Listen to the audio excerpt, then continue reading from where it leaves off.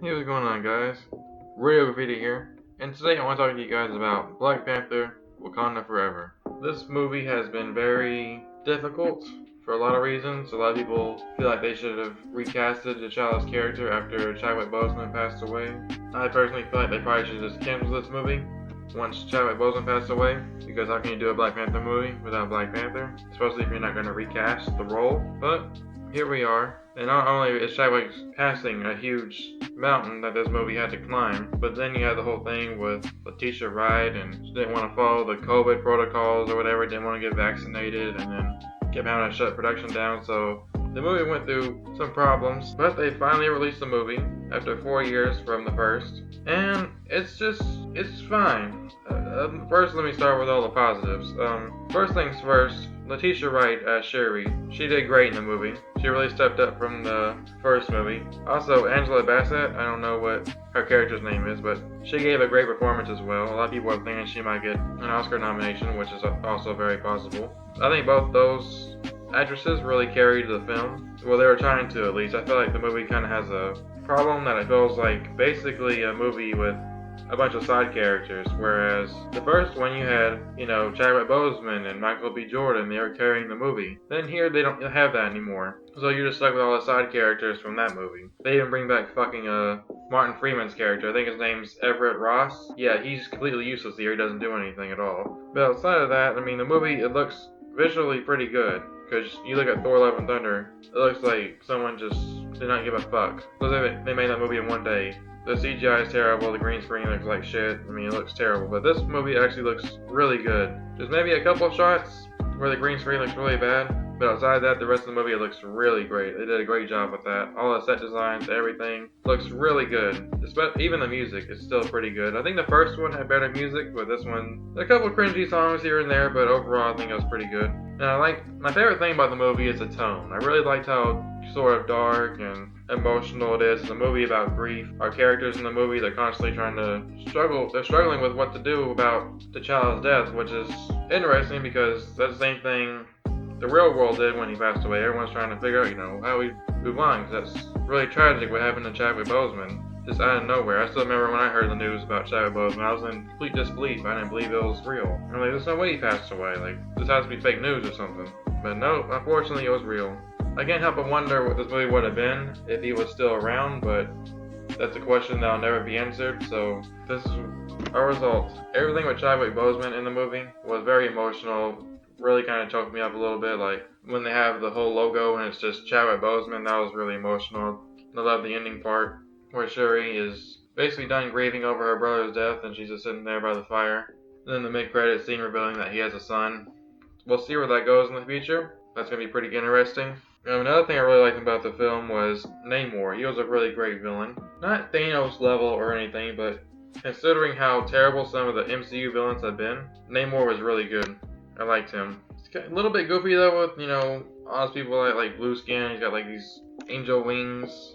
That was a little bit goofy, but besides that, I think his character was pretty cool.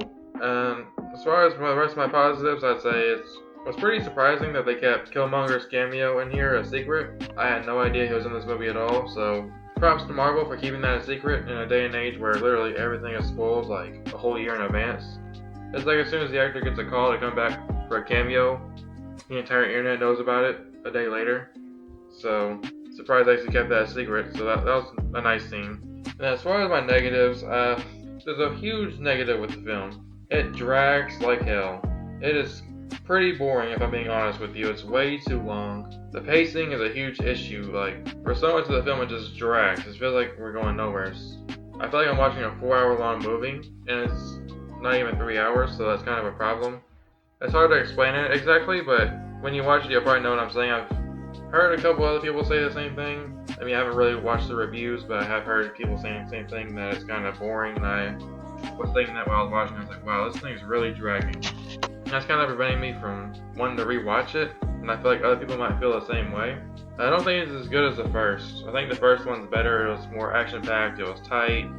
Pacing, it was pretty electric with the way everything flowed. But yeah, I don't think this movie needed to be almost 3 hours long. They should have trimmed down some stuff. And the movie's basically about just side characters. I feel like we have no main character. With the first Black Panther, it was pretty clear okay, we have T'Challa, he's our main character. Chadwick Boseman did a good job at carrying the film. And then when we went over to Killmonger, Michael B. Jordan, he did his thing with carrying the whole antagonist role. When we also had Andy Serkis there too. And then here it's just like, well, Namor's our villain. I mean, he's cool and all, but not really. I got 3 hours with this guy, so he's not really doing it for me for the whole time. He's barely on the screen as much as everybody else. And I know Letitia Wright as Shuri, she's supposed to be like the main character, but she can't really carry a film by herself. She does a pretty good job, but I just didn't really feel like it. Just felt like we're watching a movie with a bunch of side characters. Like, she was good in the first one, especially like all the cast was good in the first one. But then here, I just feel like a lot of people had to come back just because they're in the first one. Like, why the fuck is Everett Ross in this movie? Every time I was to him, I was just bored out of my mind. I was like, why is this guy even here? So I feel like they definitely could have cut down on that. Also, another problem I have with this is that Black Panther is barely in the film. It's a movie called Black Panther Wakanda Forever, and Black Panther only shows up for about maybe 30 minutes at the end in a 2-hour and 40-minute movie, so I found that kind of annoying. Oh, and can we stop killing off characters in a Black Panther film? I mean, the first one, you look at it, Killmonger dies, Black Panther dies, Forrest Whitaker dies, not to mention Black Panther dies in Infinity War after he comes back in Black Panther. And then in this movie, T'Challa dies again, and then Angela Bassett's character dies. I thought they were about to kill Namor, but he ends up surviving. I was like, what is it with these Black Panther movies and killing off so many of their main characters? I don't know, I guess I just love doing that. My last issue I had with the film was Ironheart, aka Riri Williams. She was a pretty annoying character. Riri Williams is one of those characters where she's like, oh, I can give me one of those whenever the main character does something cool. Yeah, she's one of those. She's supposed to be like comic relief, but I didn't find her very funny at all. I was like, why is she here? Why are we wasting our time with this? I feel like we didn't need her in here. I don't know why they chose a Black Panther sequel to introduce Ironheart. I think this girl's supposed to get like a TV show or a movie or something. I don't know. It's hard to keep track because Marvel has so many damn TV shows and movies greenlit, but I mean, this didn't really make me interested in seeing her. Didn't really care much about her character. Every time they did the whole Iron Man sound effect thing, I was like, yeah, don't do that. You're not Iron Man. You gotta earn that. Like, Robert Downey Jr. did not put in all those years as Iron Man just for this little girl to come in here and build like 2 suits in one movie. Like, first of all, who are you? So yeah, I wasn't really a big fan of her. Overall, I think the movie is pretty good. I really like I said, I like the darker tone that it has. It's more serious, and I wish more Marvel movies were like this as far as taking itself more seriously. I don't like all the jokey joke, we gotta crack a one-liner. Oh, there's too much tension here, we gotta break it up. And there is some of that in this movie, and it's pretty cringy as well. Most of it with Okoye, I didn't find it very funny. But I found all of Okoye's more emotional scenes to be pretty impactful, like when she starts breaking down crying when she gets fired because she lost Shuri. That was a pretty good scene. She has some good stuff to do in here. She did a lot more in this movie than she has in any of the other MCU films she's been in, so I really like that about it too. But yeah, what did you guys think about Black Panther Wakanda Forever? Did you think it was kind of boring, or were you entertained the whole time? When you have almost a 3-hour long runtime, it's kind of hard to keep people interested throughout. Because that's a lot of time you're asking from somebody to just watch the movie once. So you gotta really come with the bangers. I mean, I don't hate the film, I just think it's pretty good.